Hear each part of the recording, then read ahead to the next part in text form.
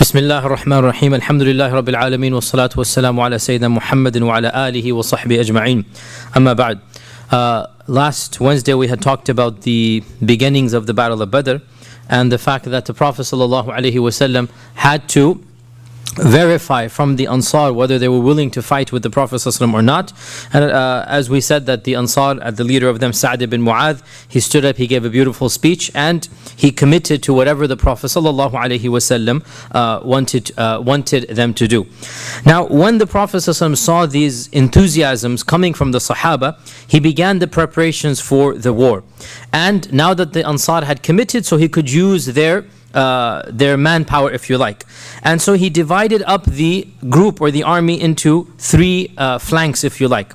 And he gave the primary flag, the flag bearer, and that flag was white in color. And by the way, the Prophet had different flags in every battle. So he didn't have one standard flag. Rather, it just so happened whatever was convenient at the time. It appears that he didn't have the standard flag. Sometimes he had white, sometimes he had black, and sometimes he had other colors as well. And so in this battle, the Battle of Badr, he gave the primary flag to Mus'ab ibn Umair. And Mus'ab ibn Umair, as we all know, he becomes a shaheed in this battle. Sorry, not in the Battle of Uhud, he will become shaheed in the Battle of Uhud. And he gave the white flag to Mus'ab ibn Umair. And he then divided the rest of the Sahaba into two groups. On the right hand side, he placed Ali ibn Abi Talib, and he gave him all of the Muhajirun. And on the left side, he placed Sa'd ibn Mu'adh, and he gave him all of the Ansar. According to one report, he actually had a backup group as well. And that was, so therefore it's as if he's dividing his army into four groups. Again, we're all trying to piece together what happened. According to one report, he had a backup group, maybe for reinforcements, maybe for another position in the battlefield, and he placed them under the charge of Qais ibn Sa'sa'. But the two primary groups, one on the right and one on the left, and there was of course the battalion that was going to charge. The one on the right was Ali ibn Abi Talib, and the one on the left was Sa'd ibn Mu'adh. And the one on the right was the Muhajirun, and the one on the left was the Ansar. Now here in this division between the Muhajirun and the Ansar, we actually learn that Islam takes into account cultural and ethnic divisions.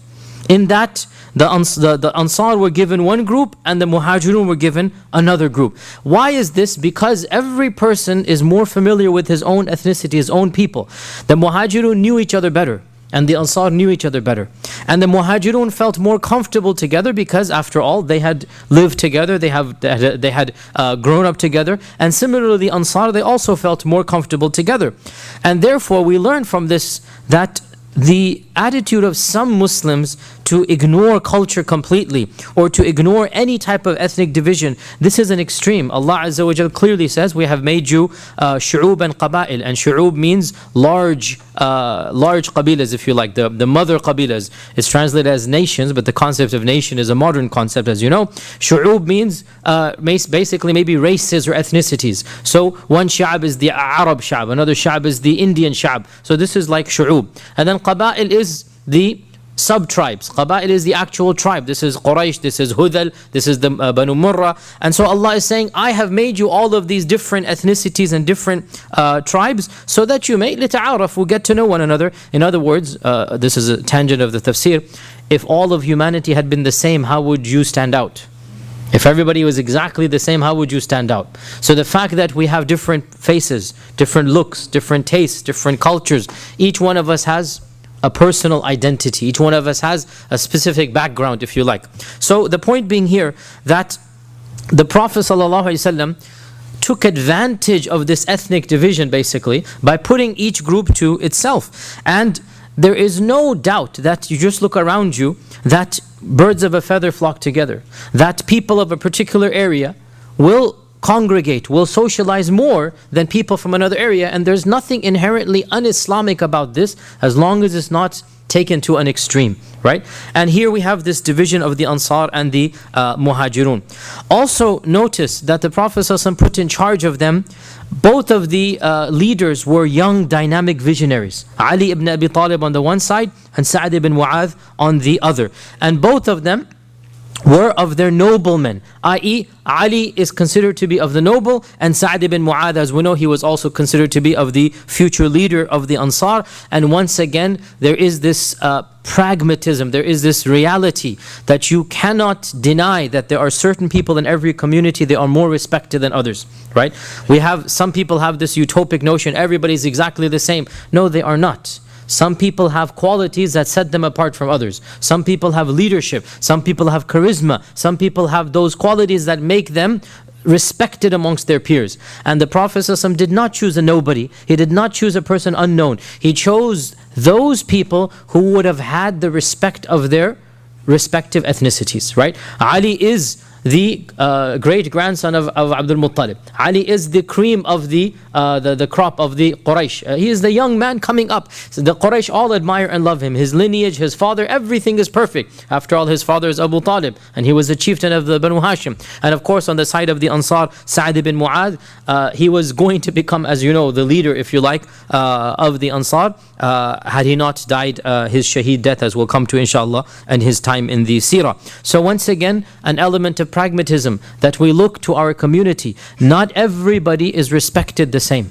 And when you give positions of leadership, you need to give it to those people who are respected in the community. Why? This is a time of war. You cannot have a person whom others will say, why are you put in charge of me? What makes you better than me? And again, there is an element of taking into account the differences of people. Also notice that the person who was chosen to be the flag bearer, and the flag bearer is the flag bearer, of course, he is not the leader. The flag bearer is not the leader. The flag bearer is the one who positions the army. He is the central point. He is the focus, right? So he has an honorary position.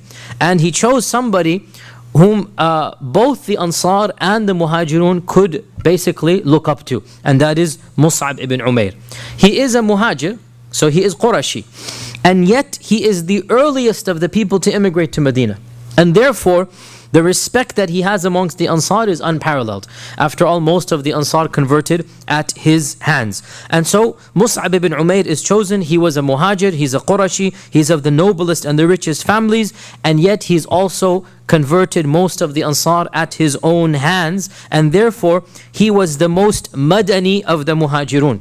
He was the most Madani of the Muhajirun, and hence the Prophet ﷺ chose him to basically symbolize the entire army, and nobody could have symbolized it better than this Muhajir, who is also a Madani, who is the one at whom hands the Ansar have converted. And again, this shows us the wisdom of the Prophet ﷺ. And of course, it's a very honorable position, but it's also a dangerous position, because the flag bearer is always the target of the enemy. The enemy wants the flag to fall. It's a symbol. If the flag ever falls, even if it's picked up again, it's a symbol that when the other army sees the flag fall, it encourages them. It gives them hope. It gives them more power to attack. So the flag should never fall, never.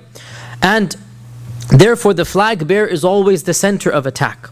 And another problem is the flag bearer is always impaired because he has one hand holding the flag. And so he cannot fight to the same level as those who are not holding the flag. And so the flag bearer has a very important role. Of course, one of the main purposes of the flag bearer during any particular battle, and remember, this is the good old days, you're fighting one man to one man, not like the modern armies where you never see your enemy, right? The good old days, you literally are in the thick of things, right? So you will get disoriented. You will turn around, you will do this and that. And the purpose of the two flags is to always have a marker, that where are you, which side is the enemy, which side is your own army. So the purpose of the flag has all of these matters. The Prophet ﷺ arrived, he was the first of the two to arrive. He preceded the Quraysh by a day. So he came to the plains of Badr on the 16th of Ramadan. And this is of course in the second year of the Hijrah, on the 16th of Ramadan, in the second year of the Hijrah. And the Prophet ﷺ immediately set up his camp and his tents basically on the outskirts of the entire plains of Badr. And inshallah, I keep on saying next week we'll have the maps, but I'm waiting to finish all of the documentary basically, the talk basically, and then inshallah we'll show you the maps on the PowerPoint slide. Dr. Bashar has done a great job of compiling maps and drawing the whole diagram. So once we summarize it all, then inshallah one day when we finish all of that, we'll just summarize it again through those diagrams. So the Prophet ﷺ camped on the 16th 16th of Ramadan on the outskirts of the plains of Badr. And before he had set up camp, Al-Hubab ibn al-Mundhir, who was a scout, he was well known for being a person who went into the desert long periods of time. He was somebody known for traveling. Al-Hubab ibn al-Mundhir came to the Prophet and said, Ya Rasulullah, this place that you have decided for us to camp, is this something Allah has told you to do, such that we are not allowed to move 1 inch forward or backward? Or is it your own opinion and it is based on tactics and strategies of war? Why are you camping here? And so the Prophet ﷺ said, no, this is my own opinion, it's basically my strategy. And so the Prophet, he said, in that case, Ya Rasulullah, I suggest we don't camp at the corner of the plain, rather we should proceed until we're beyond midpoint. And therefore the wells of Badr are behind us. And in this case, he said, we shall have plenty of water and they will have to rely on their jugs and their canisters that they've come from Mecca. And of course that's a big demoralizing factor, right? We have the water, for them it's a big demoralizing factor. They have no access to water. And they will have to, they know that their water will run out, they're going to have to go back after a period of time. And so in one version, Jibreel came to him and said, follow the advice of Hubab. And so the Prophet ﷺ then followed the advice of Hubab, and he said, you have directed us to the better opinion. And therefore he then did not camp there. He proceeded onwards until they had, it appears to be there were multiple wells. There was one major well, and there were small multiple wells. And to this day, if you go to Badr, you will still find there's one major well and that there's smaller wells away. So he put all of the wells behind him, and just to be on the safe side, he blocked the smaller wells after taking the water out and pouring it into the big one, right? So just in case they go to a farther well on another side of the plain, all of those were blocked off. All of those were filled. And the big well that was the main one, the other waters were taken out, pulled out by canister and thrown into the large one, so that it was in the center of the Muslim camp, and the Quraysh had no access to any water. Now this incident is just one of dozens of examples in which the Prophet ﷺ would regularly take advice from the companions and sometimes even change his mind and act upon it. And the concept of shura is shown over and over and over again. The Prophet ﷺ was never like the modern dictators. It was never like, my opinion must go. Rather, he would always take the opinions of the Sahaba. And in this incident, Al-Hubab also demonstrates that the Prophet ﷺ sometimes, now this is a very deep usul al-fiqh issue, and it was worthy of a lot of discussion in usul al-fiqh, but not in the seerah. The question is, did the Prophet ﷺ sometimes do things from his own opinion, not from Allah subhanahu wa ta'ala? And this incident, of course, suggests that he did. That sometimes his opinions were from himself. And perhaps those opinions might have had other interpretations that some would say are better in some circumstances, such as in this case of Al-Hubab. Now this is true, there's not a problem to say that, but the problem comes that some people take this exception and try to make a rule out of it. Some people say that, look, this was the personal opinion of the Prophet ﷺ, therefore we can go through the whole sunnah and pick and choose basically what was a personal opinion that he used to do and what was from Allah subhanahu wa ta'ala, right? Now this is wrong for many reasons. Firstly, we need to understand, you cannot extrapolate the incident of Badr into Sharia. The incident of Badr is a particular strategy of war. You cannot say when the Prophet ﷺ told you pray, that oh, this is his opinion. Give zakah, oh, this is his opinion. The Sharia is what he's commanding you to do. And where he's camping at Badr, there is not necessarily anything to be derived from Sharia. Badr is only going to take place once. We don't do Badr every year, we go and do Badr and camp at the same place. He is not, basically what I'm trying to say is, when he camps at Badr, he is not intending to legislate a position of where to camp at Badr. You see the point here, right? Whereas when he prays, when he fasts, when he orders commandments for the Muslims of Medina, do this, don't do that, inheritance, laws, hijab, divorce, marriage, all of these laws, this is Sharia, right? And he intends for the Muslims to follow him. And therefore we cannot equate one-time incident of Badr with the rest of the Sharia, right? Another point is that Hubab had to ask him point blank, Hubab didn't assume that he can understand which one is which. He asked him point blank, Ya Rasulullah, is this from Allah's wahi or is it from your ijtihad? Right? Who amongst us now can do this to the sunnah? Nobody can do this anymore. Right? And the basic rule is that whatever the Prophet said and did, it is his sharia. By the way, so there are a number of occasions, very few, where sometimes once again the Sahaba asked the Prophet specifically, is this something you're commanding or is this just a suggestion? By the way, this is very rare. Usually, and there are literally, no exaggeration, dozens of examples. Usually, when the Sahaba heard something, they would apply it so literally, it sometimes borders on the unimaginable. Like, how is this possible even, right?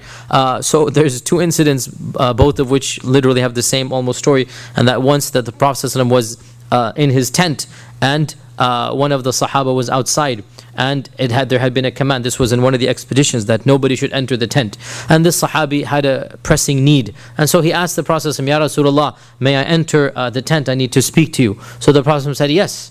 So then he remembered the commandment, you're not supposed to enter. Then he said, Ya Rasulullah, can I enter with my whole body or just part of my body?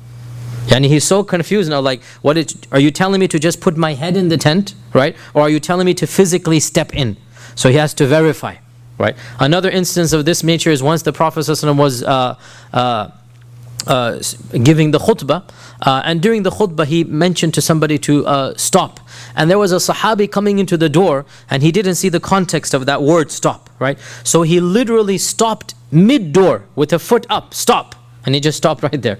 Like he heard stop, khalas, no questions asked, stop, right? And we can go on and on. Ali ibn Abi Talib in the Battle of Khaybar, right? That the Prophet ﷺ told him, that he gave him the standard. And he said, go forth and do not come back, right? Imdi, yani go forth and do not come back, and go and fight them in the name of Allah subhanahu wa ta'ala. And he gave them all of the command what to do. Ali walked 10 spaces. Then he had a question. He was about to turn around, but then he realized the Prophet said basically don't come back until you're victorious, right? So he shouted out loud, Ya Rasulullah, because he didn't want to turn around.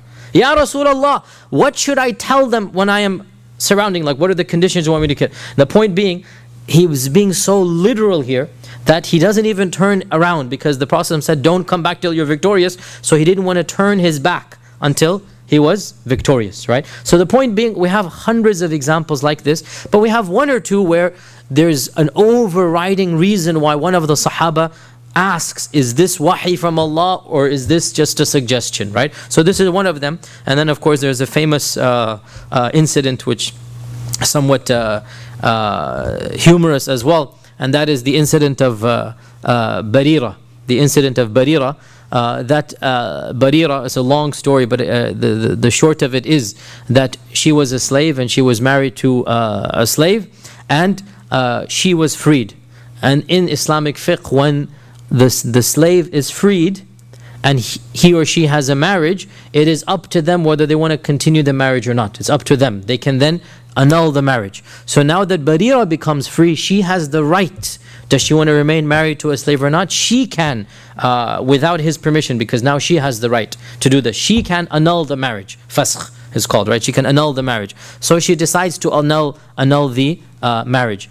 And so her husband begs and pleads her, and her husband literally is crying with her that, oh Barira, please take me back, we can make it work out, come on please, let's do something, and let's think of all the good old times. He's basically begging her to take him back, and Barira would not even look back at him. La yaltafitu ilay. She's literally not even giving him the pleasure of her look, right? And they're going around the city and he is crying. Ibn Abbas says, I saw Mughith was his name. Mughith was the husband's name. I saw Mughith, his beard was wet with his tears. And he's crying out, oh Barira, oh Barira. And Barira would not even give him her look, right? She's not even looking at him. And so the Prophet ﷺ saw the two of them walking around Medina like this. And so he felt mercy for Mughith, even though he's a slave. But the Prophet ﷺ is Rahma lil Alameen. He felt mercy for Mughith. And he said to Barira, Ya Barira, why don't you take him back?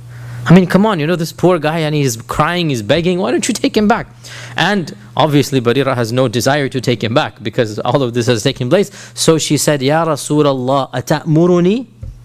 Are you commanding me? In which case, okay. Or are you just like, suggesting, right? So the Prophet said, La innama ana shafi'. I'm just, reconciling. Ana shafi', right? So then she said, with only the scorn that a woman can possibly muster, La hajata li fi. That I have no need of him. I have no need of him. And so the point being that Barira asked, Ya Rasulullah, are you commanding me or not? And he said, no, I'm not commanding you. And this shows us that once again. Now, the Prophet is being merciful, that there's no way that a marriage will last if one of them, is so much antagonistic towards the other. So he said, no, I'm not commanding you. So once again, Barira is verifying, is this amr or is this just a suggestion? My point being, you can literally count these types of incidents on the fingers of one hand. In fact, some people say these are the only 2 incidents in the whole seerah of this nature where somebody actually says, is this amr or not? Right? And there might be 1 or 2 more, but they're literally within the fingers of one hand. So for those, and of course the people who do this are those who wish to basically change the sharia and say that the Prophet did not command any laws that are of a legal nature. That's his opinion. We don't have to follow them. What we follow is theology. What we follow is ritual, salah and zakah. Don't tell us hudud, don't tell us marriage and divorce, don't tell us interest and financial transaction. That's his personal opinion. And they base this from this one incident of al-hubab, and this is wallahi extremism. You're going to take this one incident and ignore the whole seerah. In any case, I needed to say that because this incident is misused. So as we said, they went forward and they put the water in one well and they set up a small type of camp. And this was when Sa'd ibn Mu'adh suggested, Ya Rasulullah, why don't we make for you a special khayma, a special headquarters where you can monitor the battle from. And so the Prophet agreed to this. So they chose an area where he could see the battle, probably a little bit of a hill or something, where he could see the battle. And it was somewhat of a mu'askar, or if you like, the headquarters. They built a headquarters for him on the plains of Badr. And the Sahaba then set up not tents. They were not going to have tents. They're living there for one night. But they made their camels sit down and they set up their sleeping bags and everything. And night fell, and the Quraysh were on the horizon, so they could see that the Quraysh are coming in. There is not going to be a battle tonight. The battle is going to be the next morning. So night fell, and it is known that the battle is going to take place tomorrow morning. And it is narrated in the Musnad of Imam Ahmad that the Prophet ﷺ spent the whole night awake, making dua to Allah subhanahu wa ta'ala and making prolonged sajda. And he said in his dua that, Oh Allah, if you destroy this group, إن تهلك هذه العصابة, if you destroy this group, فلن تعبد في الأرض, you are not going to be worshipped on earth. In other words, if we fail, then I am the final prophet, and if I fail now, there's not going to be any more prophet after me. Oh Allah, if you don't help us now, then you will not be worshipped on earth. And in the middle of the night, the rain began to fall. Not a downpour, but just a dripple, just a drizzle. Light rain began to fall, and the people had to take their belongings and run helter-skelter to shelter themselves from the rain under the trees, under the shrubs, maybe even in the shade of their camels. They just had to make some type of covering to shelter them from the rain. And the Prophet ﷺ continued to pray and make dua to Allah subhanahu wa ta'ala until finally the dawn broke. And he was the one who said that, O people, as-salah, O people, as-salah. So he woke them up for Salat al-Fajr, and thus began the 17th of Ramadan, the 17th of Ramadan in the second year of the Hijrah. According to some modern historians, this is March 17th, 624 CE. March 17th, 624 CE. And it appears that this occurred on a Friday. Now Allah subhanahu wa ta'ala mentions in the Quran both the rain and the sleep. Allah mentions the rain and the sleep as being miracles from Him. And this is in Surah, which Surah is about Badr? I said this many times.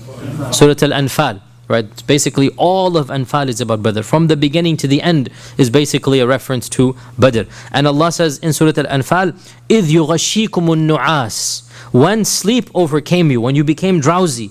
إِذْ يُغَشِّيكُمُ النُّعَاسِ أَمَنَةً مِّنْهُ, this was a blessing and a peace and a security from Him. Right? وَيُنَزِّلُ عَلَيْكُمْ مِنَ السَّمَاءِ مَاءً, and He sent down for you from the skies rain. لِيُطَهِّرَكُمْ بِهِ, to purify you. So there was a physical benefit as well. That you are dirty, you are disheveled, you're tired, the rain will cleanse you. It's like a fresh bath. لِيُطَهِّرَكُمْ بِهِ وَيُذْهِبَ عَنْكُمْ رِجْزَ الشَّيْطَانِ. And there was a spiritual bath, physical bath and a spiritual bath, that the rijz or the filth of shaitan will be wiped away. And then there's another benefit, 3 benefits. وَلِيُثَبِّتَ بِهِ الْأَقْدَامِ. And to make your footsteps firm. So when it rains just a little bit, so when there's no rain, the desert sand is very difficult to walk in. It's literally, as many of you know this, like you put your sand in it, you feet in it, it goes down. You put your feet in it, it goes down. No rain is difficult to walk. A lot of rain is impossible to walk. It will become muddy. Just the right amount of rain will make it firm, like the cement, if you like. Just the right amount of rain, it will make it firm. And Allah caused their side of the field to become firm. And Allah Azza wa Jal made their side of the field firm to the footsteps. لِيُثَبِّتَ بِهِ الْأَقْدَامِ. To make the qadam, to make the footsteps very firm. And it is reported, Ali ibn Abi Talib said this in Muslim, Imam Ahmad, Ali ibn Abi Talib said, if you could only have seen us on the night of Badr, if only you were there to see us on the night of Badr, every one of us was dead asleep. Except for the Prophet ﷺ, he was praying behind a tree and he was making dua until morning. And of course this is a miracle, because the night before anything we're so nervous we cannot sleep.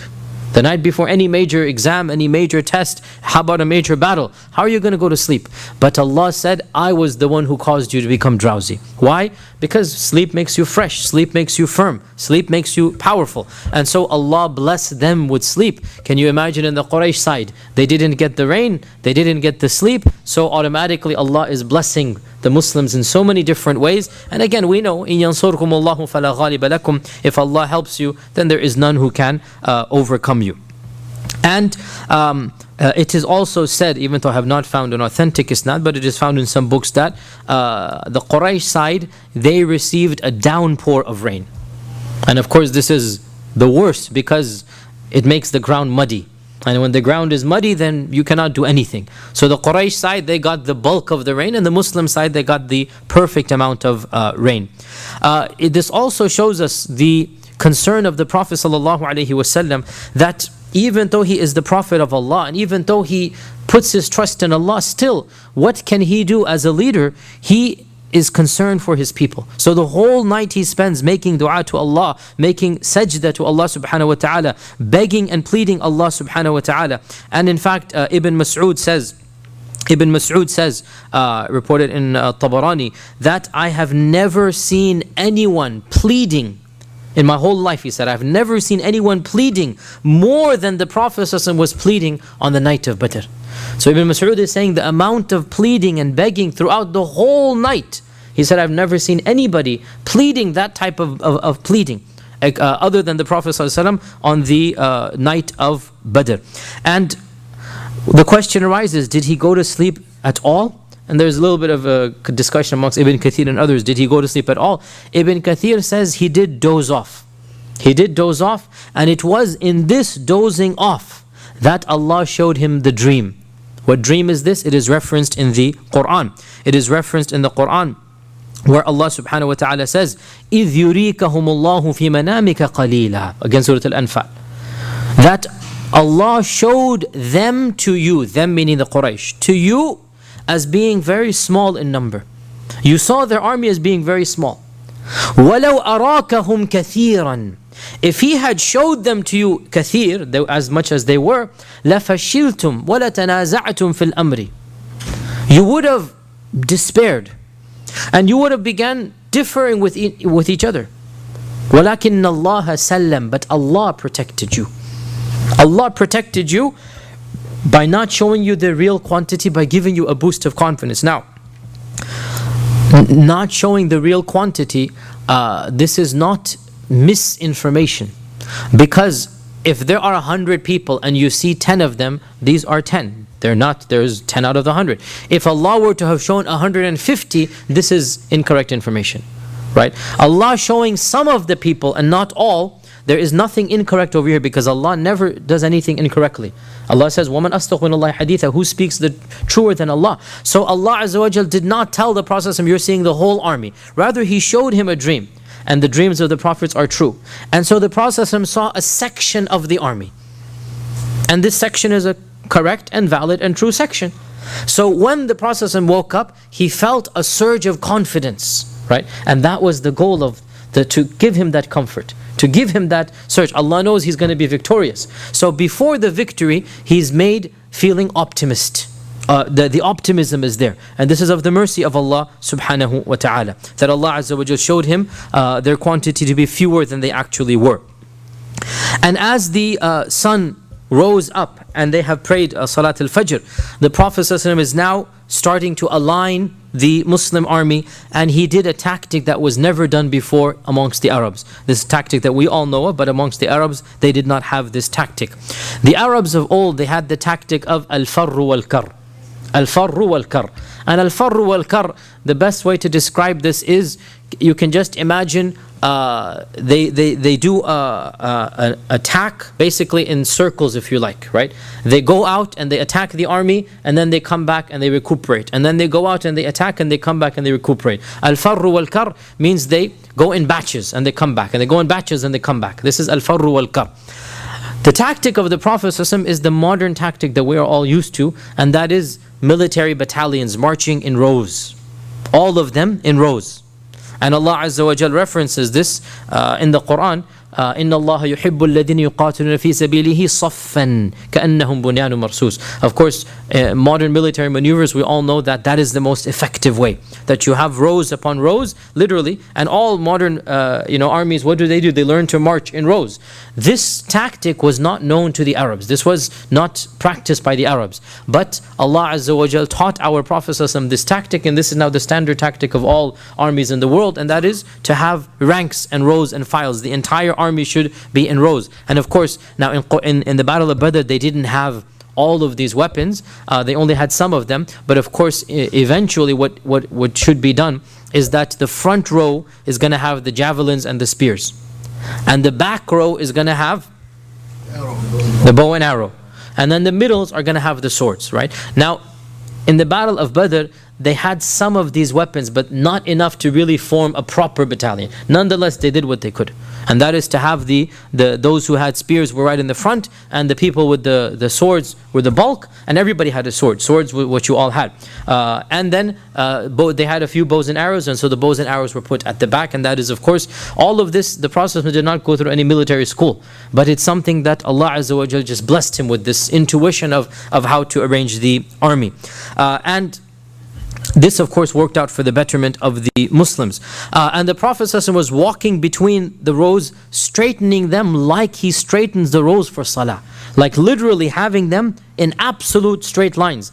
Again, I pause here. This is exactly what modern armies do, where they teach their soldiers, their infantry, to march such that psychologically they're marching literally bunyanun marsus, literally, like Allah says, bunyanun marsus. And this is something amazingly the Prophet had never seen this. He had never experienced this, but it is something that, because he is Rasulullah, it is simply coming to him. So he's marching between the rows and the ranks, and he had a stick that he was tapping people to make them completely straight. And there was a Sahabi there who was standing in front of the line. He wasn't standing in the line. He was incorrect in his position. And his name was Suwad. And so the Prophet ﷺ poked him in the stomach and he said, "O Suwad, go get your place in line. Go straighten your line. Straighten up, O Suwad. So will sufuf, have the line straight." And he pokes him with the stick. Suwad says, "Ya Rasulullah, you have poked me and caused pain without any cause. In other words, I didn't deserve this pain. And Allah has sent you with truth and justice. So I demand justice." Allah has sent you with truth and justice. So I demand justice. And I need to do this basically to you as well.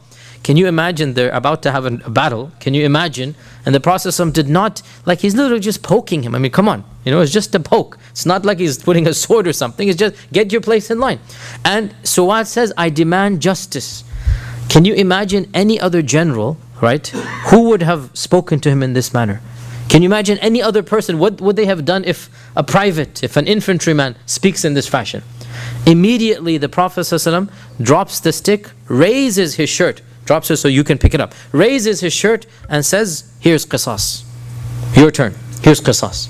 Instantaneously he does this. Can you imagine, like, wallahi, it's the battle of Badr. You're going to be fighting the Quraysh. But the Prophet ﷺ basically said, you have a point, basically, that, okay, I caused you some pain, cause me the pain back. Here's the, you may do qisas.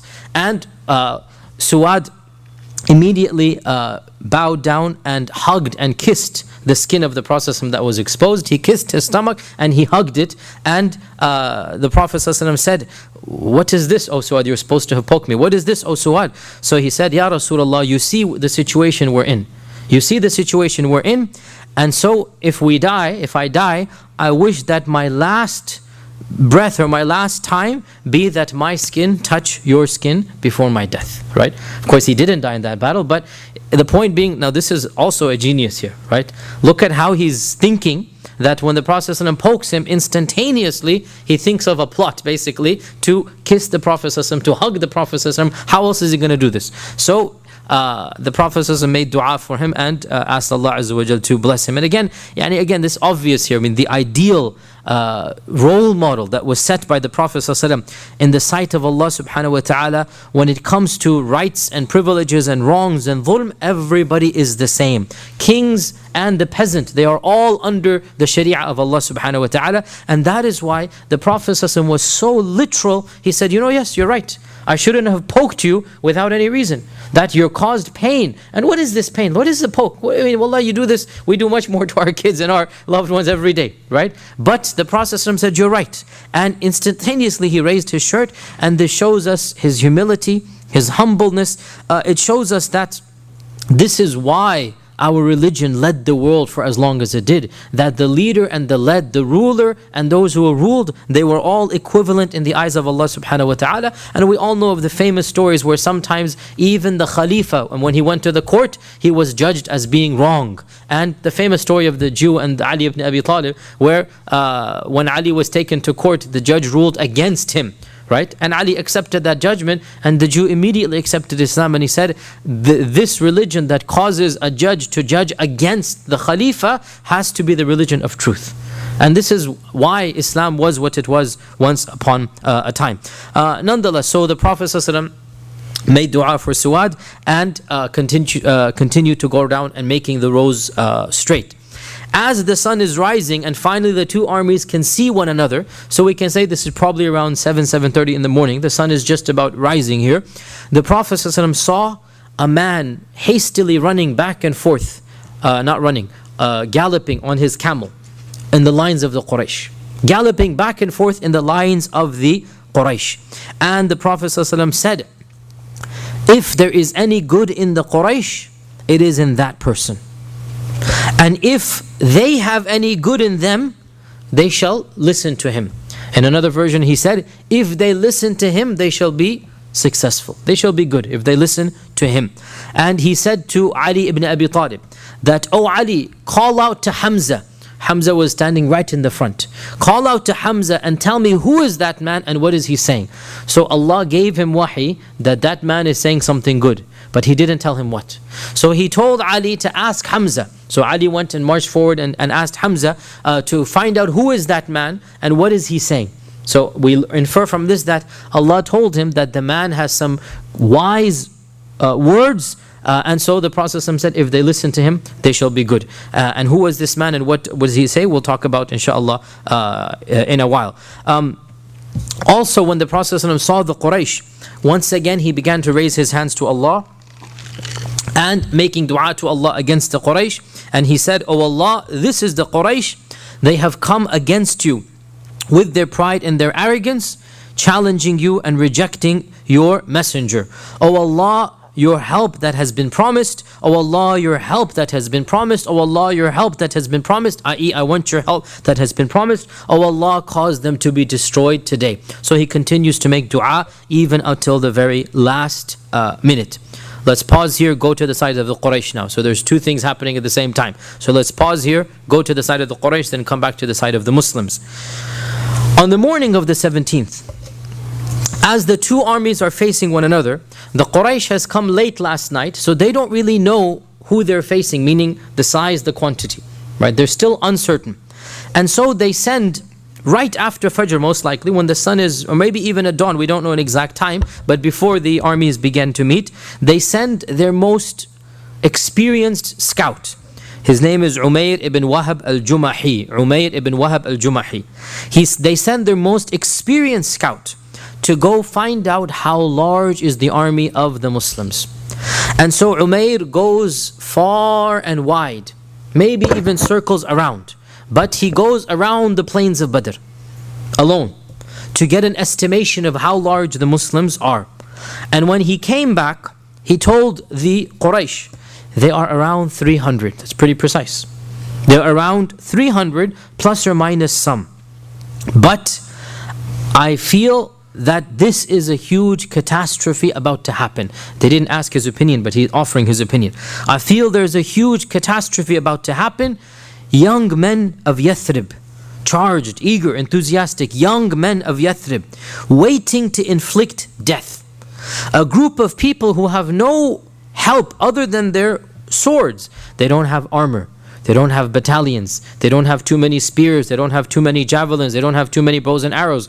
They literally came as an expedition with their swords. They're not armed to the hilt. And so when you're not armed and you're facing an enemy, what does that cause you? Desperation. It causes you to fight much more than you would fight otherwise. So I'm saying, I'm seeing these young men and they only have their swords. They're going to be very desperate. By Allah, I don't think that you will be able to kill anyone amongst them until they kill at least one of you. You're not going to kill anyone unless they kill one first amongst you. And if 300 of you die, then what pleasure will you gain for winning? If 1/3 of you die, what's the point of this battle? Now do as you please. So Umayr gave him his advice, and it was an honest assessment that the Muslims did not have weaponry, they didn't have horses, they didn't have armor, they only had their fighting swords, but they had a determination that you guys don't have. I sense in them fear, not fear, sorry. I sense in them, what's the good word here? Bravery, not fear. I sense in them determination is a good word here. I sense in them determination that even if you kill them, they will kill an equivalent number of you. 300 of you will die before you're able to get them. So what's the point of returning back to Mecca when your brother, your cousin, your father, when one of you is going to be dead, one out of every 3 of you will be dead. And Abu Jahl said, we didn't ask for your advice, we just wanted the quantity. We didn't ask for your advice. Who are you to tell us what to do? Another person who's strongly opposed to the war, so now that they're actually facing the army, still there are people who don't want to fight. We've already mentioned in our last lesson that more than 1/3 of the Quraysh has already returned. Right, when they found out that the caravan of Abu Sufyan was safe, more than 300 people returned of different tribes. So there's already a dispute. We already mentioned that Umayyah, Utbah, they didn't want to go. That Abu Jahl had enticed them and said, look, let's just camp at Badr and sing for 3 days and get drunk for 3 days and let the people hear that we're not scared of anybody. So there's talk of war, but there's still hope there's not going to be a battle. That's the position right now. Another person, therefore, who's stopping the battle is Hakim ibn Hizam. Hakim ibn Hizam. Hakim ibn Hizam, his son was a Sahabi, and his son was on the other side, Hizam ibn Hakim. So don't get confused. Hakim ibn Hizam. So the Sahabi is Hizam ibn Hakim ibn Hizam. So the the son and the grandson are the same name. So don't get confused. The father is on this side, the son is on that side. Hakim ibn Hizam. Hakim ibn Hizam did not want war as well. And he went to Utbah ibn al-Rabi'ah. Utbah ibn al-Rabi'ah, who has been not wanting war from day one. Utbah ibn al-Rabi'ah, who's basically tried his best that the Quraysh never fight. And Utbah, who has been grudgingly coming to the army. He did not want to be here. And so he goes to Utbah. Why does he go to Utbah? Because he knows Utbah is not eager for war. And so he goes to Utbah and he encourages him to mediate a truce. How can you make sure there's no battle today? And so Hakim asks Utbah that, why don't you take on the blood money of the Hadrami, Amr al-Hadrami? Pause here. Amr al-Hadrami, he was killed in the Sariyat al-Nakhla, if you remember. He was killed in the Shahr al-Haram, right? Ashhur al-Haram, يسألونك عن شهر العام قتال فيه. Remember that Sariyah where 6 of the Sahaba, they didn't know what to do, and then they decided to launch an offensive. One person was killed. This is al-Hadrami. And they were, his name is Amr al-Hadrami. And they were hyping this up a lot. And they were saying, these are the people who killed Al-Hadrami, and we have to revenge the blood of Hadrami. And they attacked Al-Hadrami in the Haram, during the Haram, in the area of the Haram, right? So they're making a big deal. Wallahi, we find the same types of sloganeering to this day, that these are the people who did this and who did that, and they don't see what they themselves have done. The same type of one-sidedness, right? Always we see this. So the Quraysh are doing the same thing. These are the people who have killed Al-Hadrami, and they're making a very big deal of Al-Hadrami. So there's blood now in the air. People want revenge for Hadrami. Like, we have to defend our wounded and our fallen. We hear the same cry to this day. No matter what it means, we have to defend Al-Hadrami's honor. Even though maybe before this Hadrami might be unknown, right? But still, now he becomes a hero. So, Utbah said that, okay, Utbah is a rich man, he's a noble man. Utbah said, okay, fine. If this is what's going to prevent bloodshed, I shall pay the blood money of the Hadrami. I will give it from my own pocket. That's a lot of money, right? I will give the blood money. You all know blood money. We don't have to go over blood money, huh? When somebody's killed or dies, you pay blood money. And blood money is supposed to be given by those who killed. But then if somebody else gives it for peace, this was accepted by Islam and by the Quraysh before. This was accepted. For peace, if you give the blood money, then you're not supposed to fight. So Utbah says, I will give the blood money. And he made a speech to the relatives of Al-Hadrami, the extended relatives of Al-Hadrami, saying that, look, I will give the blood money, stop chanting his name basically. Stop making him to be the cause. However, when the news of this reached Abu Jahl, he flipped out basically. He flipped out. Before we reached Abu Jahl, I forgot. So Hakim ibn Hizam, I'm getting confused. Hakim himself said, take the advice of this man. Take the advice of this man. And it was at this time when Utbah said, if somebody accuses you of cowardice, this is when he said this now, if somebody accuses you of cowardice, then mention my name and tell them that Utbah became a coward. Utbah became a coward. That you wanted to fight and I was the one. Now Utbah's leader, he's the elder, he's a senior, and he said, I was the one who became scared. Go ahead and say that. As long as it's going to avoid bloodshed. Even though you know, he has to defend his honor, even though you know I'm not a coward. He's not a coward. Everybody knows he's not a coward. But he says, if somebody then blames you, you were cowards for not fighting, mention my name and say, you weren't cowards, I became cowardly and you didn't fight because of me. For by Allah, what will you gain by fighting this man? If you're able to defeat him, you will be killing your own father, your own cousin, your own nephew, your own blood. And again, this was unprecedented in Arabia. Never did one tribe kill a member of their own tribe. This is the gang mentality. How would you like it, he said, how would you like it that you are amongst the murderers of your own nephews and uncles and sons, meaning even if you don't kill him, somebody in your side of the army will kill your father, will kill your son, will kill your brother. How will you like it to see somebody who killed your own brother? Now he's evoking Jahiliyyah here. He's evoking Jahiliyyah here. That nobody could stand his tribe being murdered. Now you're saying that you're going to be murdering yourselves. And even if you physically don't kill your own relative, somebody will end up killing. And that somebody is on your side. How can you live in peace in Mecca with this man who killed your own brother? So let us return and let us leave Muhammad and his companions to the rest of the Arabs. And then he gave a very profound point. If they take care of him, if they overcome him, this is what you want. It won't be at our hands. And if it is the other case, meaning he overcomes them, then surely in his izzah is our izzah as well.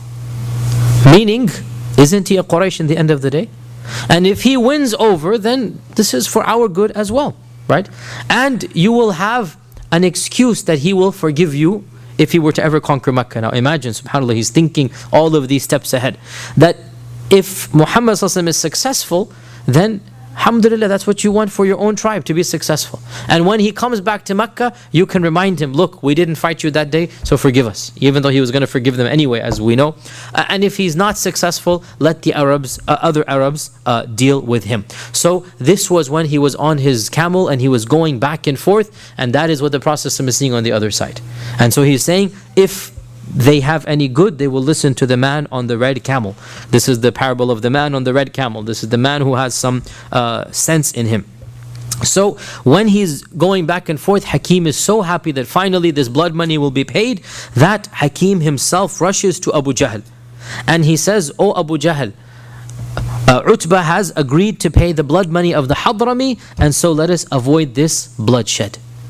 And so Abu Jahl mocked Hakim, and he said, "Oh Hakim, didn't Utbah find any messenger other than you?" Meaning messenger means you're a slave now?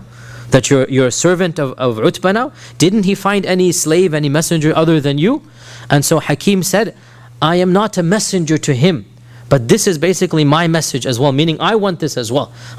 So Abu Jahl is trying to put him down by saying, "Are you now a carrier boy? Are you now a telegraph boy? Didn't he find anybody other than you?" And so Hakim responds back, "Well, if you want to know, I agree with this message. That's why I am here. I want no bloodshed as well." And of course, Hakim is also a noble Qurashi as well. And so when Abu Jahl sees that 2 or 3 people are changing their minds, Abu Jahl goes to the blood brother of the Hadrami who was killed. The blood brother, not the extended family. So this is the immediate one. And he says, "Will you be happy to take some gold for your blood, for your brother? Have you no shame that you want to just incite them now or before they change their mind?" And so this young man, the Hadrami's brother, the young man stood up and he gave a passionate talk about his brother and the death of his brother, and how could they basically listen to this. And Abu Jahl at this point then said that, "O Utbah, you have become a coward when you have seen the ranks of the Muslims. This is what has caused your mind to change." Now this is strange here. Utbah himself said, "Call me a coward," right?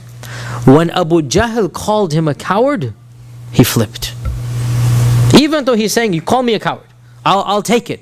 But I guess he didn't want Abu Jahl to call him a coward, right? Anybody but Abu Jahl. When Abu Jahl called him a coward, he said,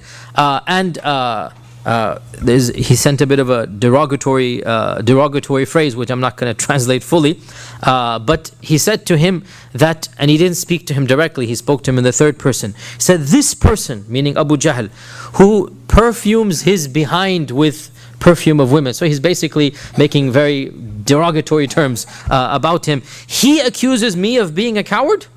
He shall see who the real coward is." And thus saying, he called his own brother and his own son to march out with him right then and there for the mubaraza. In other words, he acted emotionally, and this led to his death. What is the mubaraza? We're going to come to the one-on-one fighting. What is the mubaraza? That is the one-on-one fighting. So when Abu Jahl taunted him and said that looking at the army of the Muslims has made you a coward, this made him so enraged, he immediately told his brother and his son, Al-Walid, to come march with him and fight the Prophet ﷺ and the Muslims, the Mubaraza 3-3, as we're going to come to. Now notice here as well that the Prophet ﷺ praised the wisdom of Utbah, even though that wisdom was not coming from Islamic ideals. Where was it coming from? Jahiliyyah. Why didn't he want to fight the Muslims? Tribalism, right? It's not as if he's saying they are upon the truth and we are upon batil, right? He doesn't want to fight because of tribalism. But this ideal of his, of not fighting, is a good ideal. And what he is saying makes a lot of sense. How could you fight your own brother and your own cousin? And then you go home and the murderers of your own brother will be your neighbor. How could you do this? I mean, isn't this common sense, right? And so what we learn here, and it's very relevant for us here in the world that we live in the world that we live in, there are people that are defending ideals that might not be coming from Islam. But those ideals are good and virtuous in and of themselves, even if they're not coming from Islam. Whether it is freedom of other people, whether it is the right for the government not to kill its own citizens, whether it is, you get the point here. There's a lot going on in America today. And there are many who are supporting causes that are not coming from the Sharia. They're not coming from قال الله قال رسوله. But those causes are causes that are just causes, independent of it coming from the Sharia. They're just causes.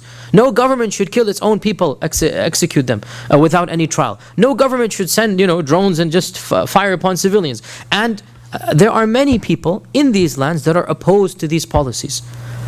There's nothing wrong with us not just praising them, but getting involved with them, helping them out. Here is the Prophet saying, if there's any wisdom in this whole qawm, it's in that person there. He said it's wisdom. He is saying, if they have any good in them, they'll listen to this man. So, they're idol worshippers, but they still have wisdom. They still have good. And listening to this good will bring about good in them. Right? And therefore, alhamdulillah, I don't need to preach to you over here, but sometimes there are still people who think that we should not get involved at all in the system. There are still people who say we should have nothing to do with this system because it's all corrupted and faulty. And the fact of the matter is, this is really not a very intelligent attitude, and is going to cause more long-term damage than good.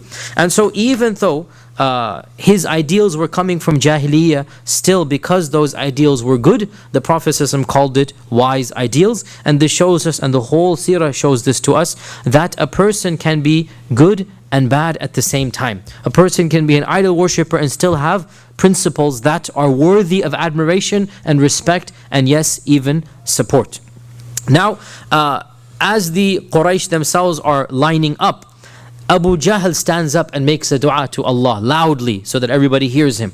And subhanAllah, notice on the one side the Prophet is making dua, on the other side Abu Jahl is making dua. Abu Jahl stands up and makes dua to Allah, and he says, and his dua was completely against him even though he did not realize it. He says, "O Allah, whichever of the two of these armies has brought more evil, and whichever of these two has cut the ties of kinship, and whichever has brought the more unknown doctrines, the more strange ideas, let them meet their death today."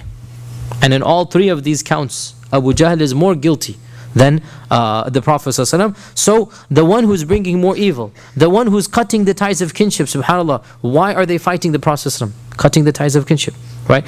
The one who's bringing the new doctrine, the Prophet ﷺ is bringing the doctrines of Ibrahim. He is the original doctrines. The original doctrines of the Arabs was Tawheed. And Abu Jahl is following the newer doctrine, not the oldest doctrine. And so Abu Jahl makes dua against himself, and that is exactly what Allah says in the Quran, إِن تَسْتَفْتِحُوا فَقَدْ جَاءَكُمُ الْفَتْحِ. That if you are asking for victory, too late. The victory has already been given basically against you. Right? إِن تَسْتَفْتِحُوا. Here's Abu Jahl, you're asking for fatah, too late now. The fatah has already been decided and it's not going to go to your favor. And the two armies are now facing one another, and the Prophet ﷺ issues a command here that certain people should not be killed. He says, certain people should not be killed if you see them. And he mentions in particular Al-Abbas ibn Abdul Muttalib, his own uncle, Al-Abbas, and he also mentions Abu al-Bukhtari. Abu al-Bukhtari, many things are narrated about him, but one of the major things about Abu al-Bukhtari, he was one of the most important people to break the boycott. The boycott way long ago.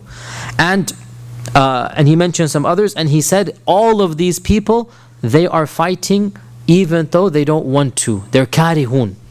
They have been forced to fight with the Quraysh, and they are not wanting to fight. And this shows us that not all enemies are the same. Even those in an army, some of them are better than others. Even those who are facing the Muslims, intending to kill them, you never know, somebody might not have that intention. Somebody might not have that full. So the Prophet says, because he knows, because he is Rasulullah, he knows there's Al-Abbas, there's Abu al-Bukhtari, and there's others who don't need to be killed. Now, we had mentioned that Utbah started the Mubaraza. What is a Mubaraza? Mubaraza means battle or championship, if you like. Mubaraza is an open bout between specific people. And the way that the Arabs would have a war the way that they would have a battle is that before the two armies actually engaged one another, a few people would fight one-on-one with others. Typically, some of the senior figures, not the actual leader, because that would be too demoralizing for any group, but the second tier, if you like, right? The second rank. They would go out and they would fight one another in order to give some moral victory to one of the two sides, to give them a boost. So this was their style. It was called a mubaraza. And of course, you rouse up the army. You also have a whiff of blood here now, that now you see somebody killed, and you're supposed to either want to avenge, or then if your side won, then you want to go and attack. And it was Utbah who was the one who started the mubaraza. However, there was an incident that occurred before this. We don't know exactly when. Whether it was the night before or whether it was early morning of the 17th, the books of Seerah don't mention. But one person died the first in the whole two armies. And this was Al-Aswad ibn Abd al-Asad al-Makhzumi from the Banu Abd al-Asad, from the Makhzum, from the Abu Jahl's tribe. Al-Aswad ibn Abd al-Asad al-Makhzumi. And when they came to the battlefield, and that's why it seems that this happened on the night of the 16th, Allah knows best. Maybe it happened on the Maghrib time or something of the 16th. When they came and they saw that all the water had been cut off, right? So they were expecting water. They were expecting to get some water. When they saw all the water cut off, Al-Aswad said that I will be the one to get some water for you, or I will die trying. I'm going to make sure I cross the enemy lines, get some water from one of the wells and bring it back for you. And so he attempted to sneak into the side where there were the wells, and Hamza saw him and cut off his leg and then killed him before he reached the water. And therefore he was true in what he said, that I will either get water or I shall die trying. Well, he died trying, and so he became the first person to be killed on the battle of Badr, and that is Al-Aswad ibn Abd al-Asad al-Makhzumi. Allahu alam whether this took place on the 16th night or on the 17th morning. We don't seem to be able to verify. However, the first actual precursor to the Battle of Badr was the actual Mubaraza, and this was Utbah ibn al-Rabi'a, his younger brother Shayba ibn al-Rabi'a, and Utbah's son Al-Walid ibn Utbah. So we have two elderly people, maybe in their early 60s, late 50s type, and this is Utbah and his brother Shayba. So Utbah and Shayba are the brothers, and then Utbah's son Walid. So Walid ibn Utbah, his father and his uncle. So this is all coming from the core of the Quraysh clan. This is the cream of the Quraysh clan, but this is second tier. Abu Jahl is first tier. Abu Sufyan is first tier. Abu Sufyan, of course, not here at Badr. This is the first tier. Utbah and Shayba, this is basically one level below them. And this was Mubaraz is done between these types of people. So they marched forward with their swords to the middle of the ground, and they shouted out, "Who will come forth and battle us? Who will come forth and battle us?" Immediately, three of the Ansar stood up. And they were Auf ibn Afra, Muawwidh ibn Afra, and Abdullah ibn Rawaha. Abdullah ibn Rawaha is the one whom the angels did ghusl of. On that day, we're going to talk about it in Uhud. Auf and Muawwidh ibn Afra, they were the ones who eventually killed Abu Jahl. We'll talk about their story. And they were both very young, probably 17 or 16 years old. And in their eagerness, automatically, they're the ones jumping up. So as soon as Utbah says, "Who will battle with us?" these three young men of the Ansar, and perhaps the Ansar felt the need to prove themselves over the Quraysh, right? So because they're all from the Ansar, the three of them, they stood up and they said, "We will battle you." So Utbah said, "Who are you?" So they said, "Well, we are so and so and so, so and so and so and so." So Utbah said, "We have no battle with you. We have no problem with you. We didn't come to fight you. We don't know you people. Why should we fight you? We are fighting our own blood." Again, they're thinking pure Jahiliyyah. They really don't even see the point of fighting the Ansar. Think about that, right? We don't even need to fight you guys. Why are you even here? Go back home, basically. Right? They don't understand the bonds of Iman. They don't understand that Iman is stronger than blood. So they're saying, we don't need to fight you. Go back, send us our own. And then they called out, Utbah called out, "O Muhammad sallallahu alaihi wasallam, send us equals worthy of us, our blood. Don't send us these Ansar or these Yathribites. Send us some Qurayshi. Send us people worthy of us." And the Prophet sallallahu alaihi wasallam was the one who himself assigned the three of them. So he said, stand up, O Ubaydullah ibn al-Harith, and you, O Hamza, and you, O Ali. So he sent three of the core of the Quraysh. And when the three of them stood up, Utbah said, who are you? So Ubaidah said, this is Ubaidah ibn al-Harith. This is far away, they cannot recognize by features, right? This is Ubaidah ibn al-Harith, and Hamza said, Hamza ibn Abdul Muttalib. Ali said, Ali ibn Abi Talib. And so Utbah said, noble adversaries, come and let us fight. This is what we want to fight about. Noble adversaries, come and let us fight. And Ubaidah was the oldest of them. By the way, who is this Ubaidah? This was Ubaidah ibn al-Harith ibn al-Muttalib ibn Abd Manaf, i.e. Ubaidah ibn al-Harith ibn al-Muttalib, not Abd al-Muttalib. Muttalib is the brother of No. Abd al-Muttalib is called Abd al-Muttalib because of this guy. Have you forgotten the story? What is Abd al-Muttalib's name? Shayba, white hair, Shayba, right? And Abd al-Muttalib, who rescued him from his akhwal in Medina, in Yathrib. Muttalib rescued him. Muttalib brought him back. And when Muttalib entered the city, you're forgetting the story. When Muttalib entered the city, he had a young boy, and he didn't want to tell the people that this is the son of his brother. He didn't want to tell the people this. Why? Because he was still scared of the akhwal, the Banu Najjar. He was scared of them. So they said, who is this? Is this your new slave? And he said, yes, this is my new slave. So Abd al-Muttalib became Abd al-Muttalib. Otherwise his name is Shayba. So Abd al-Muttalib is called Abd al-Muttalib because of this Muttalib. So Ubaidah, his grandfather, is that Muttalib. What does that make him of the Prophet ﷺ? The son of his father's second cousin. His father's second cousin, right? And he is he's coming from the core. He is coming from the core. He's not Banu Hashim, by the way, because Muttalib's brother was Hashim, Abdul Muttalib ibn Hashim. He's not Banu Hashim. He is Banu Abd Manaf. Clear?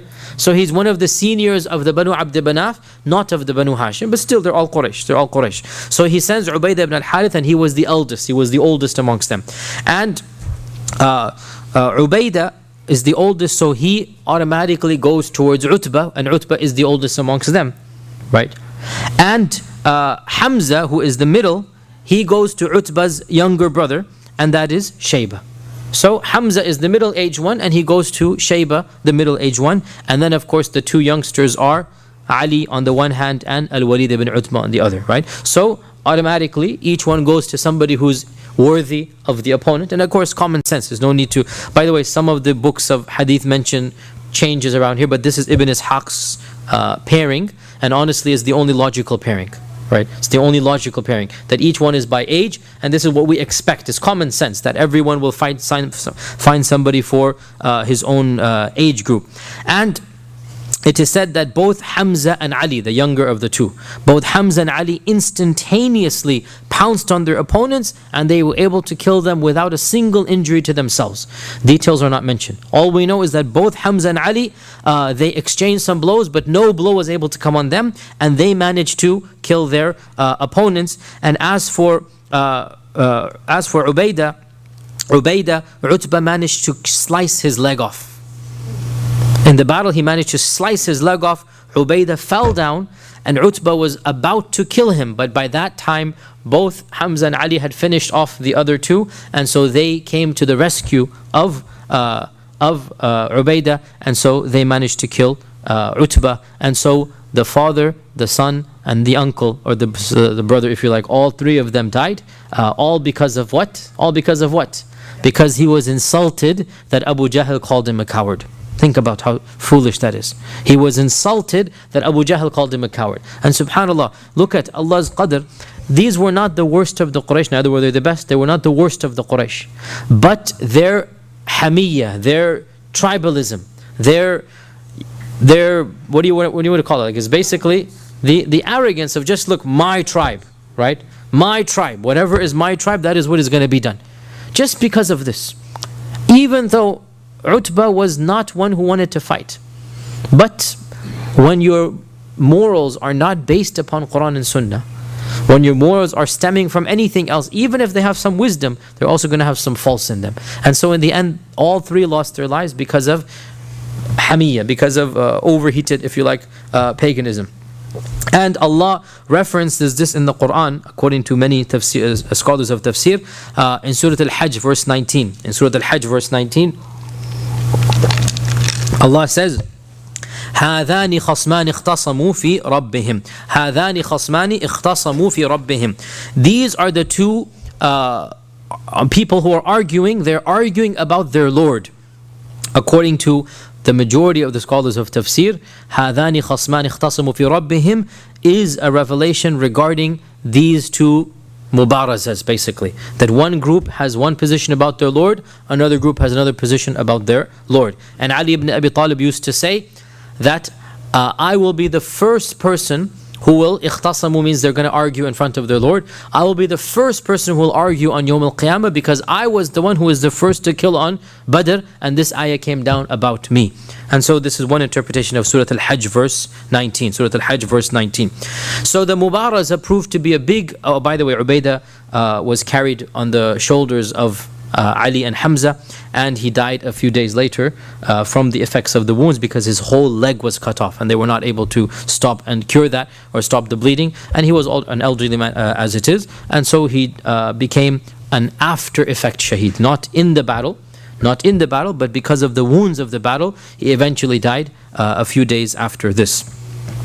So this was a big moral boost to the Muslims, that it appeared that all three of their people came back safe and all three of the Quraysh had died. And of course this was just the initial victory. This was the appetizer that Allah gave to the Muslims, that eventually the whole victory would be theirs. And it is narrated in Sahih Muslim that when the Prophet ﷺ was lining up the army, he once again turned to face the Qibla and he raised his hands up to the skies and he started making dua to Allah Azza wa Jal. Oh Allah, fulfill your promise to me. Oh Allah, give me what you had promised. Oh Allah, if this group is destroyed, you shall not be worshipped on earth. The same dua he was making the last night, and he raised his hands completely to the skies, i.e. not just over here. He raised his hands completely to the skies. And this is one of the three postures that we learn from the Sunnah about how to make dua. The most common posture is to put your hands out like this, straight out like this. This is the most common posture, right? And I have said many times, the palms have to be outwards and not inwards. This is the biggest mistake people make, is they make it inwards. And the Prophet explicitly said, do not ask Allah from the backs of your palms. Ask Allah from the inside of your palms. We don't ask Allah like this. We ask Allah like this. The palms have to be open. This is the most common way. Sometimes the Prophet would make dua by simply raising a finger. And this is especially for dhikr or istighfar. Astaghfirullah, astaghfirullah, astaghfirullah. He would just raise a finger. So this too is allowed for dua and dhikr. And very rarely, he would raise his hands all the way up to the heavens. All the way up. And when you raise your hands up, you don't have your palms facing down. You literally have them facing up like this. So the palms are now facing outwards and up. Now you cannot do this and go up, right? So he would have his hands upwards and the palms are again out, because you always ask Allah with the outward of your palms. So your hands are facing up and you're making dua to Allah subhanahu wa ta'ala. And on this occasion, it is also allowed to raise your head up to the heavens as well. Otherwise, in salah, you never raise your eyes up. In salah, you never raise your eyes. But at times of extreme problem, extreme distress, then the Prophet would literally raise his head to the heavens and his hands up to the heavens like this, making dua to Allah subhanahu wa ta'ala. And he kept on making dua and he kept on making dua until so much so that, and he's oblivious to everything around him, that his rida, his upper garment, it falls out. And he is standing there, bare chested, nothing on his chest. He just has his izar, his lower garment on, and his whole chest is open. And he's making dua and he's oblivious that his rida has fallen down. And so at this, Abu Bakr radiallahu anh, he stood down, he stooped down, picked up the izar, and he wrapped it around the Prophet and he hugged him from behind. And he said, enough, Ya Rasulullah, enough. Your Lord will give you as you have promised. Your Lord will give you as you have promised. And it was at this time, now subhanAllah, over here, we notice a very profound or very beautiful point here, and that is that the Prophet ﷺ and Abu Bakr are perfecting two different emotions, both of which should be present in the believers. The Prophet ﷺ is perfecting the emotion of fear, and Abu Bakr is perfecting the emotion of hope. And we have said so many times, hope and fear are both essential.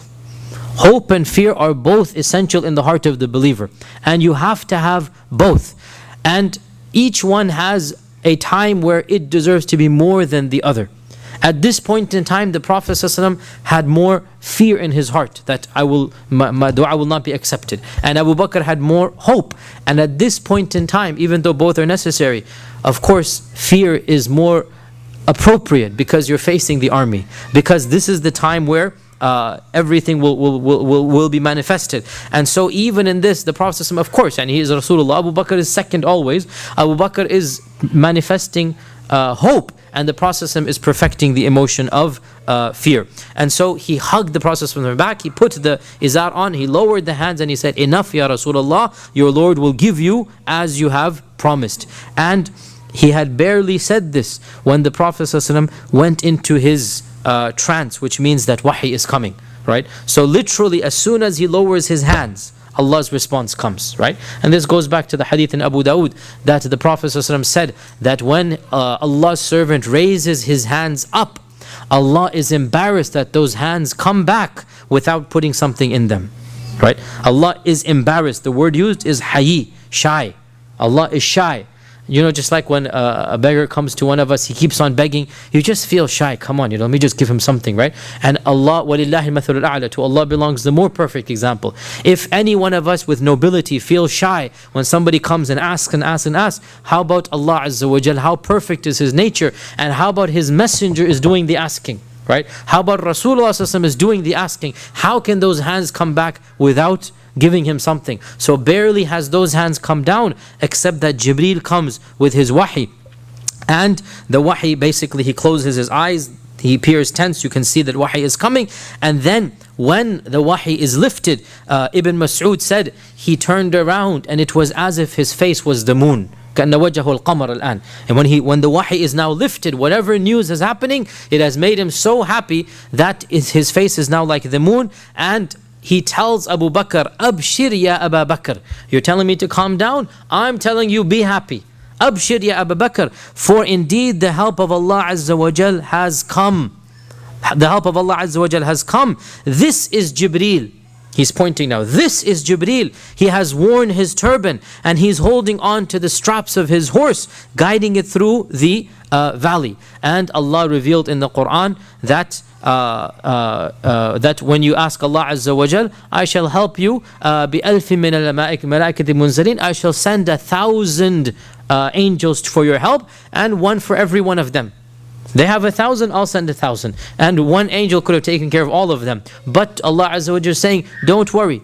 When you are asking for help, I will send down 1,000 angels to help you out. And the Prophet ﷺ began reciting سَيُهْزَمُ الْجَمْعُ وَيُوَلُّونَ الدُّبُرِ سَيُهْزَمُ الْجَمْعُ وَيُوَلُّونَ الدُّبُرِ. This is of course which surah? Surah Al-Qamar. Surah Al-Qamar. That's سَيُهْزَمُ الْجَمْعُ وَيُوَلُّونَ الدُّبُرِ. And Umar ibn al-Khattab said, when he heard this verse, he said, I never understood this verse until the Prophet ﷺ recited it on the morning of Badr. What does it mean? سَيُهْزَمُ الْجُمْعُ وَيُوَلُّونَ الدُّبُرِ. The groups shall be defeated and they will turn their backs and flee. سَيُهْزَمُ الْجَمْعُ, the Jam' will be defeated. وَيُوَلُّونَ الدُّبُرِ, they're going to turn around and run away. Umar said, I used to ask myself, which group is this? Where will they turn their backs? And when the Prophet recited it on the morning of Badr, I knew this group will be defeated and they will turn their backs and they shall flee. And inshallah, the time is, I think we cannot start the next. We'll just mention one thing, that one incident, and then we have to start the details of the particular battles. That the Prophet ﷺ then stooped down, picked up some rocks and pebbles, and he threw it towards the direction of the Quraysh, and he said, Shahatil wujuh, Shahatil wujuh, Shahatil wujuh. May these faces be cursed. May these faces be cursed. And every single person in the army of the Quraysh felt blinded. They got something in their eye. They got something in their nostrils, even though it was one throw that the Prophet ﷺ did, and it was literally maybe half a mile or something away. You could, physically it's not going to go there. But Allah subhanahu wa ta'ala caused it to go to every one of the Quraysh. They were blinded by this. And Allah references this in the Quran, وَمَا رَمَيْتَ إِذْ رَمَيْتَ وَلَكِنَّ اللَّهَ رَمَى. That when you threw, you did not throw, but Allah threw. It's a beautiful verse, right? When you threw, you did not throw, but Allah threw. In other words, you did throw, but it wasn't you that was throwing. It was Allah who was throwing. وَمَا رَمَيْتَ إِذْ رَمَيْتَ وَلَكِنَّ اللَّهَ رَمَى. And every single member of the Quraysh army, they felt themselves blinded. They had to cover up themselves. They had to basically clean their nose and their eyes again. And of course, after this, the actual battle began. And inshallah, we will do that بإذن ta'ala next Wednesday. And before I open the floor for question, reminder to myself and all of you, as you all know, that tomorrow is the day of Arafah, and inshallah ta'ala we should all be fasting on the day of Arafah. The Prophet ﷺ gave those blessings of the day of Arafah that he gave to no other day of the year, and subhanallah, if Laylatul Qadr has been hidden in the wisdom of Allah, the day of Arafah is very crystal clear which one it is. And if we have to search for 10 nights for Laylatul Qadr, alhamdulillah, we know that the 10 days of Dhul Hijjah, where they are, and what is the king of these 10 days of Dhul Hijjah, and that will be tomorrow. And it is authentically narrated that many of the Sahaba and Tabi'un and Tabi'un, many stories, that if they were not, of course, if we were at Hajj, then we have a whole different talk to give. And may Allah protect those who are at Hajj and accept their du'as and accept their troubles and tribulations and cause them to come back safe and sound and have their sins forgiven. And may the people of Hajj remember those who didn't go for Hajj as well, inshaAllah ta'ala. That's a sincere dua we make as well. So because we are of those who are not at Hajj, some of those who would not go to Hajj, it is authentically narrated that they would spend the day of the 9th as much as possible in dua and in dhikr. And one of them said that, if I am not there in body, inshallah I hope to be there in spirit and soul. That today is the day that Allah is giving all of these barakah. And so and he would spend the day in the masjid, this tabi'i would spend the day in the masjid, and he would say, if I'm not there in my body, inshallah may my du'as be accepted like their du'as. And we know that, as Imam Malik mentions in Muwatta, that never is shaitan more humiliated than he is on the day of Arafah, because of what he sees of the mercy of Allah coming down. And so if this is the case, of course, at Arafah, we are not there, still tomorrow should be a day that we should try our best to have extra dhikr, extra ibadah, extra dua, do what we can to come close to Allah. And of course, most importantly as well, is to do the fasting on the day of Arafah. Also, by the way, on the day of Arafah, tomorrow, we begin the takbirat for those who are not in Hajj. So we begin the takbirat from the Fajr of Arafah. And so after these, every salah, we should be saying the takbirat out loud. The takbirat of Eid, the same takbirat of Eid. For the Eid al-Adha, they go on the 9th and the 10th and the 11th, and then the 12th Asr time, that is when they stop, right? You should all know this. Now, 12th Asr is when they stop, and then at Maghrib we don't do the takbirat. So we will start the takbirat after every salah. Even if you're alone when you're in the house, you just say the takbirat after every salah. From tomorrow we start on the day of Arafah.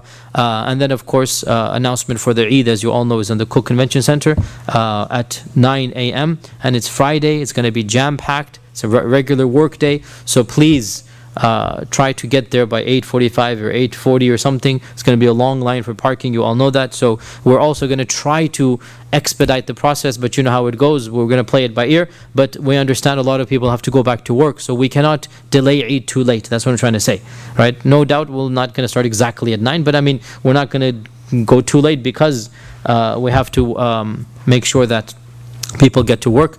Also, you need volunteers, Baranka, still, or yes, for tomorrow night and Friday morning. So after Maghrib tomorrow, we're going to have iftar over here, inshallah. Potluck dinner, so don't show up except if you cannot bring food, bring your du'as. Just bring your du'as, inshallah.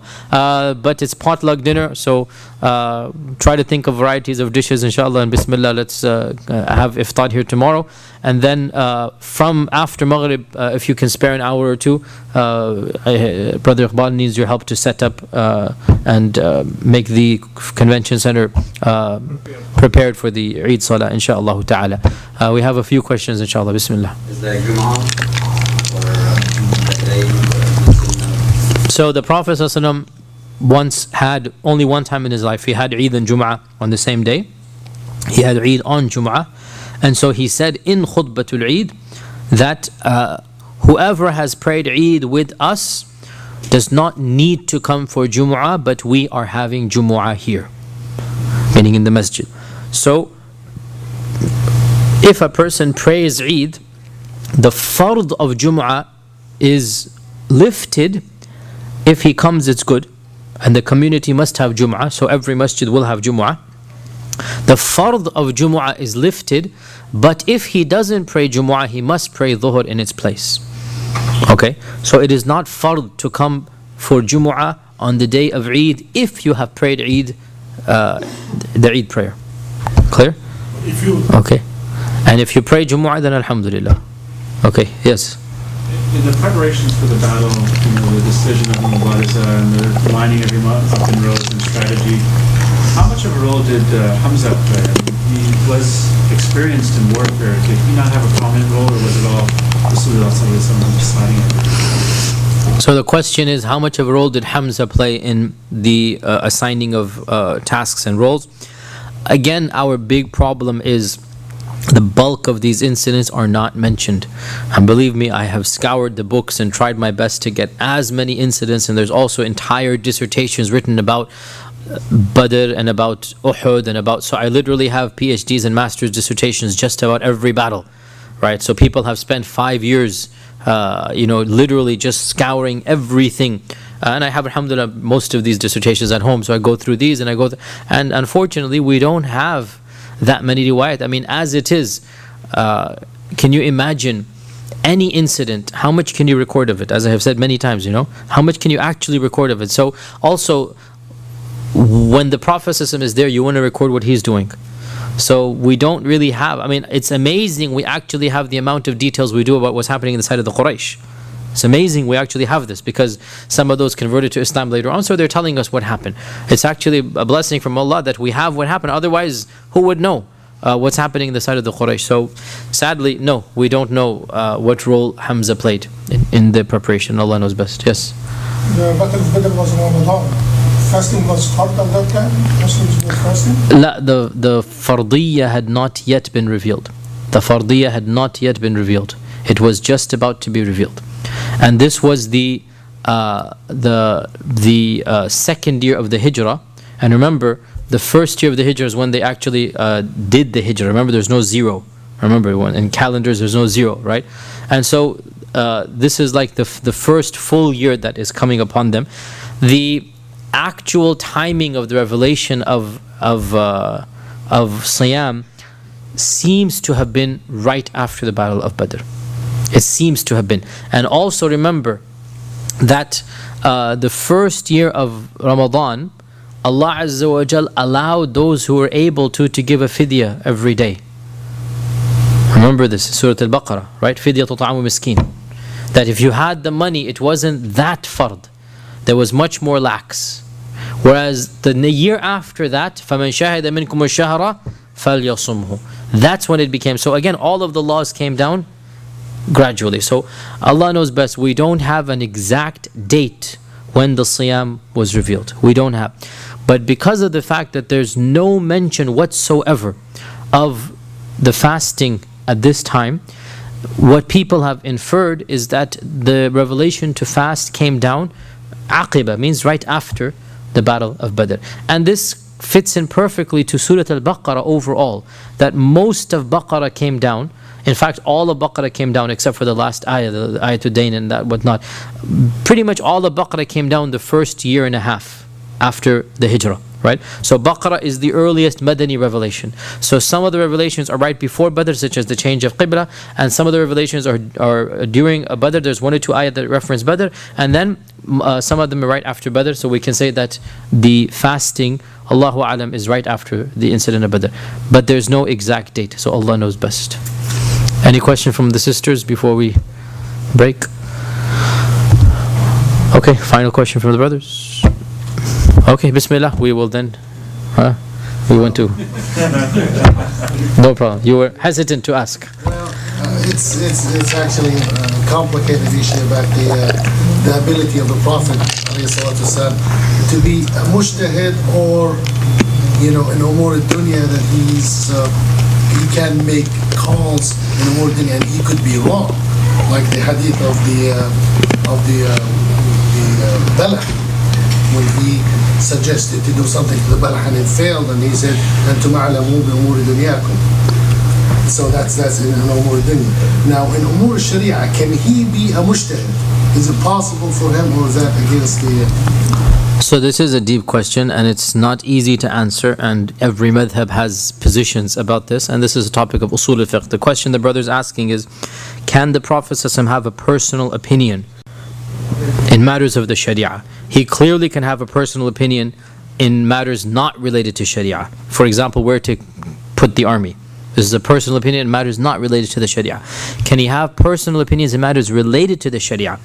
The strongest opinion seems to be that Allah Azza wa Jal gave him the authority to have such opinions, and if Allah Azza wa Jal did not want to agree with that position, he then revealed wahi to change it.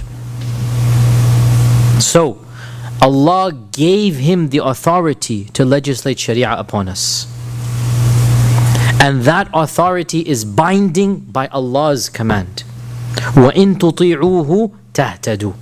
If you obey him, you will be guided. Right? Examples of this: he changed his mind. Apparently sometimes not because Allah told him to, but he felt it was okay. And the fact that Allah Azza wa Jal allowed him to do this clearly says and tells us that Ar-Rasul Sallallahu Alaihi Wasallam musharri'.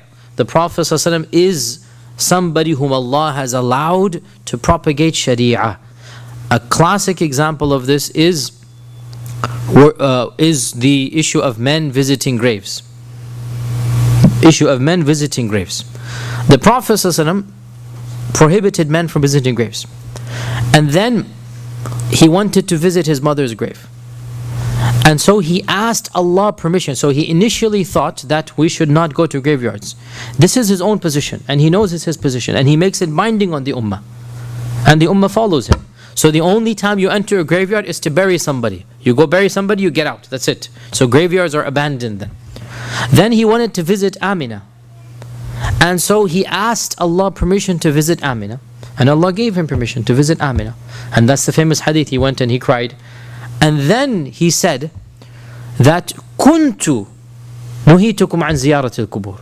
Kuntu nahaytukum an ziyaratil. I used to forbid you from visiting graves, but I wanted to visit my mother Amina's grave, and Allah had allowed me to visit graves. And then he himself was crying so much, so then he said, so go and visit graves because it reminds you of death. So it's as if he himself saw a wisdom in visiting graves.